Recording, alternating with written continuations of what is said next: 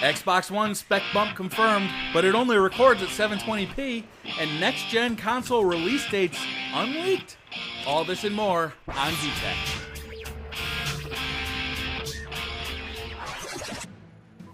What's up, guys? BriarRabbit here, and today I have a ton to talk about, so let's just jump right into it. The first thing I want to talk about is the Xbox One's GPU boost. So, a little while ago, there was a rumor that the Xbox One was going to get a GPU boost from 800 megahertz to 853 megahertz.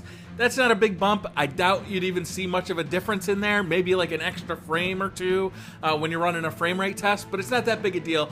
But we also found out through an FCC filing from Sony that the PS4 CPU is actually faster than we originally thought.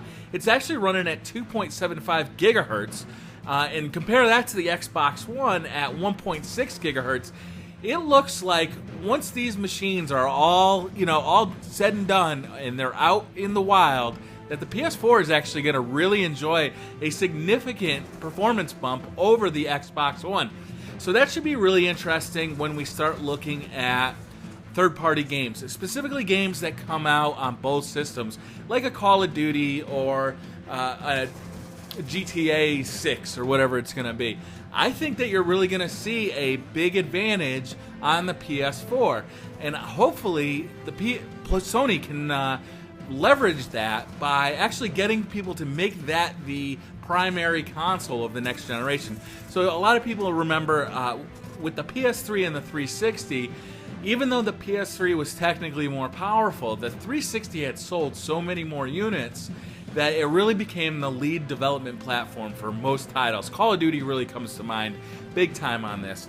And even though both, the games are sold on both consoles, like Call of Duty, you'll see a big difference between the two versions. So I have Black Ops 2, and to use this as an example, I have it for both consoles, and the Xbox One version of it is far superior. I have a lot of troubles with the PS3 version, not the least of being that it just locks up occasionally.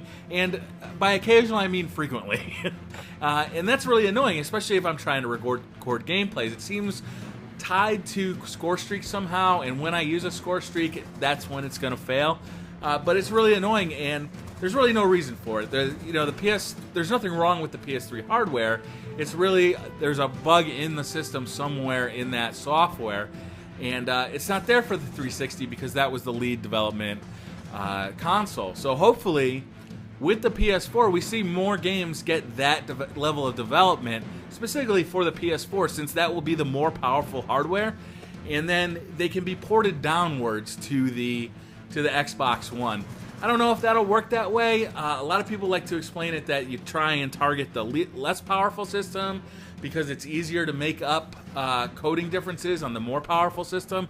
So we'll have to see how that plays out. Either way, it does look like the PS4 is going to have a significant advantage in terms of raw hardware power over the Xbox One.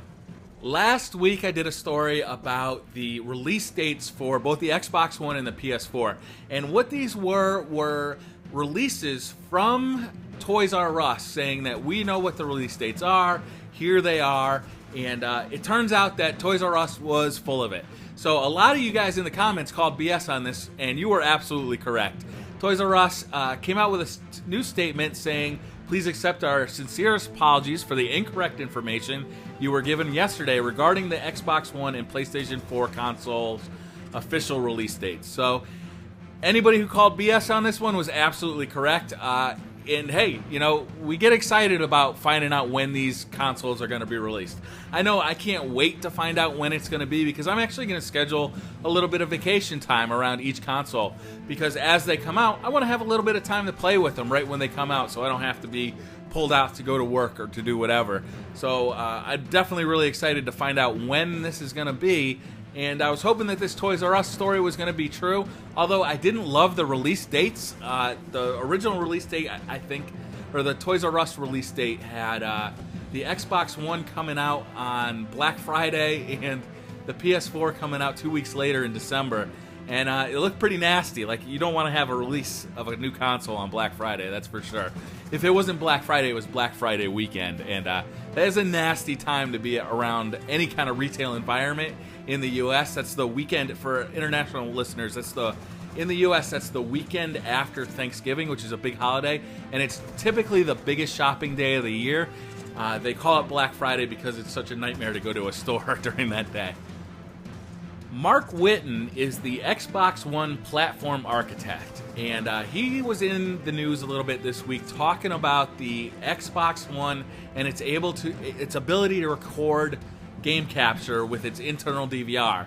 And he stated that the DVR will record game footage at 720p and at 30 frames per second. So that's not 1080p, it's 720p, which is a little disappointing, I thought, and at 30 frames per second. Now, this is going to make fairly small files, and I was concerned originally that we'd only be able to record 5 minutes of gameplay. That's not enough for me.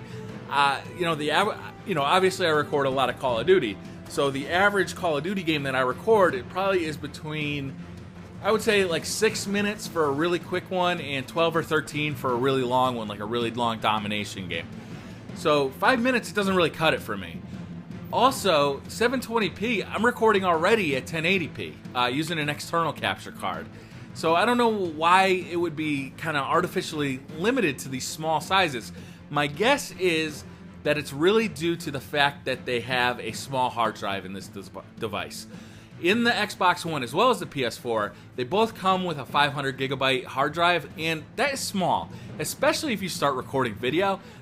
In my current computer right now, I have a MacBook Pro, and it has a 256 gigabyte solid state drive for a boot up drive and to run programs off of, and internally it has a 1 terabyte drive that I actually removed the blue or the super drive, like a DVD drive, to put in a second hard drive. So 1 terabyte basically fills up for me in about 2 weeks. Now I record a lot, obviously. I record almost every game that I play of Black Ops 2, but I don't save them all. I only save kind of the stuff that I want to show you on this channel. So that's 1 terabyte, and it takes me 1 or 2 weeks to fill that up. I have external hard drives. I have a 3 terabyte sitting next to a 2 terabyte. Both of those get filled up relatively quickly, and that is only the stuff that is getting used, like clip art and stuff I've already uploaded to YouTube on the 3 terabyte, and that one gets filled up really quick. So again, I'd like to say that 500 gigabyte, man, it's just too small. I really hope that they come out with a second generation of both of these that have a much bigger hard drive, and maybe they can get rid of this 720p 30 FPS limitation on the Xbox One. That is going to wrap up this video. For more information on today's topics, check out the links below in the description to see the source articles. Also, if you like this video, hit that like button. It really helps me out. It helps get the video in front of more eyeballs. And if you're new to the channel, hit the subscribe button. I try and make a video almost every day. Thanks again for watching, and I'll see you next time. Bye.